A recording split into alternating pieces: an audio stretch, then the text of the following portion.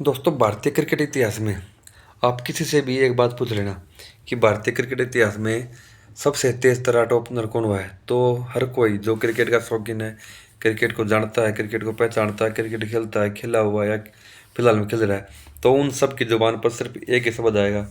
वो आएगा वीरेंद्र सहवाग। क्योंकि एक ऐसा नाम था जो कि वर्ल्ड क्रिकेट में उसने अपना एक अलग ही छवि बनाई थी। और जब वीरेंद्र सहवाग क्रीज पर आते थे तो न तो वो बॉलर को देखते थे, न वो फॉर्मेट देखते थे, न वो पिच देखते थे, न वो फील्ड सेट देखते थे। बस उनका जो खेलने का एक ही रवैया होता वो था आक्रामक। बस उनका जो पूरा पूरा माइंड सेट ये होता था कि गेंदबाज जितनी स्पीड से मेरी तरफ गेंद करेगा, उससे दूनी स्पीड से मैं उसको बाउंड्री की तरफ पहुंचाऊंगा। ऐसा उनका बयान रहता था, ऐसा उनका माइंड सेट था।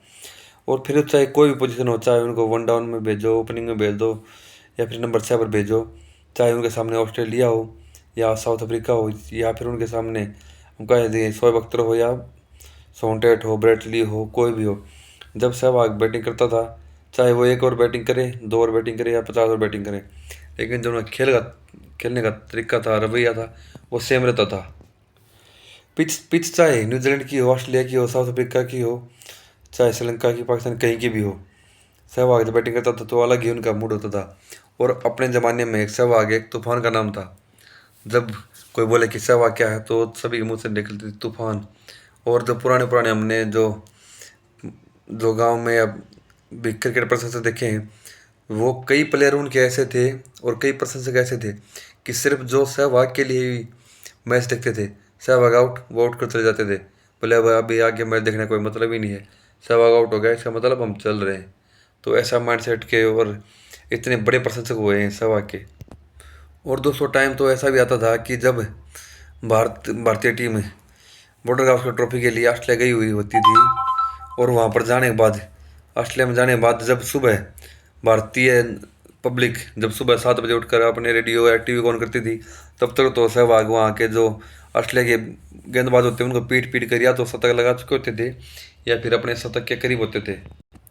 दोस्तों, सहवाग के द्वारा खेली गई हम एक ऐसी धमाकेदार पारी का जो बारे में आप सभी के साथ यहाँ पर डिस्कस करेंगे, और वो थी 2009 में न्यूजीलैंड के खिलाफ वनडे मैच में आई थी।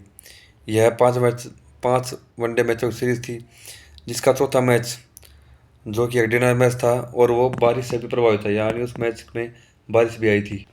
यह मैच न्यूजीलैंड के हैमिल्टन में 11 मार्च 2009 को खेला गया था, और यह मैच बारिश की वजह से 47 ओवर का कर देगा था।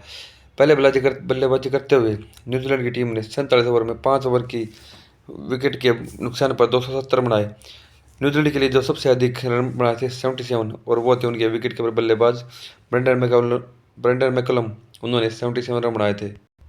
लक्ष्य का पीछा करते हुए उस मैच में वीरेंद्र सहवाग ने अपने वही तूफानी अंदाज में शुरुआत की, और उस मैच में उनके साथ जो उनके पार्टनर थे नॉन स्ट्राइक एंड पर, वो थे गौतम गंभीर, उनका साथ दे रहे थे। वीरेंद्र सहवाग ने वही अपना अंदाजा अपना रखा जिसके लिए वो जाने जाते थे। और ओब्रायन हो या फिर विटोरी हो या फिर जैकब ओरोम हो, उन्होंने किसी को भी नहीं छोड़ा, किसी को नहीं बख्शा, और उन्होंने तूफानी अंदाज में बल्लेबाजी जारी रखी। सहवाग ने वहाँ पर अपना जो शतक है मात्र 60 गेंदों पर ही 19 ओवर की चौथी गेंद पर डेनियल विटोरी की गेंद पर उन्होंने छक्का लगाकर अपना पूरा किया। ये बात खास थी कि वीरेंद्र सहवाग जब भी शतक के नज़दीक होते थे तो वो छक्का लगाकर अपना शतक पूरा करते थे। चाहे वो मुल्तान वाला मैच हमको याद आता है, उन्होंने जहाँ पर जो अपना शतक भी छक्का लगा पूरा किया था, डबल शतक भी, दोहरा शतक भी और तेरह शतक भी, तीनों तीनों शतक उन्होंने वहाँ पर छक्का लगा कर पूरे किए थे।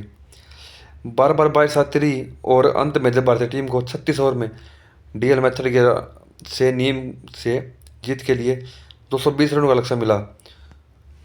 220 रनों के बाद जबकि भारतीय टीम ने उसे 23.3 ओवर में ही बिना किसी नुकसान के 201 रन बना चुकी थी, और इस समय तक 220 रनों के लक्ष्य का हासिल नहीं कर सकी थी, और बारिश के कारण खेल समाप्त करना पड़ गया। तो पुनः डकवर्थ लुईस के नियम के तहत 23.3 ओवरों तक का जो पार स्कोर था वो था 117 रन था, और भारतीय उस टाइम 84 रन से आगे चल रही थी। तो आप सोच सकते हो कि 23 ओवर में भी 84 रन से आगे चल रही थी, और इस तरह से इस मैच को इंडिया ने 84 रन से जीत लिया था। वीरेंद्र सहवाग मात्र 74 गेंदों पर 14 चौके और 6 छक्के लगाकर 125 रन बनाकर नाबाद खेल रहे थे, और गौतम गंभीर 67 गेंद पर 6 चौकों की मदद से 63 रन बनाकर खेल रहे थे। वीरेंद्र सहवाग की इसी तरह की तूफानी पारियों के लिए हम आज उनको याद कर रहे हैं और उनके जो पुराने दिन हैं हम उनको याद कर रहे हैं।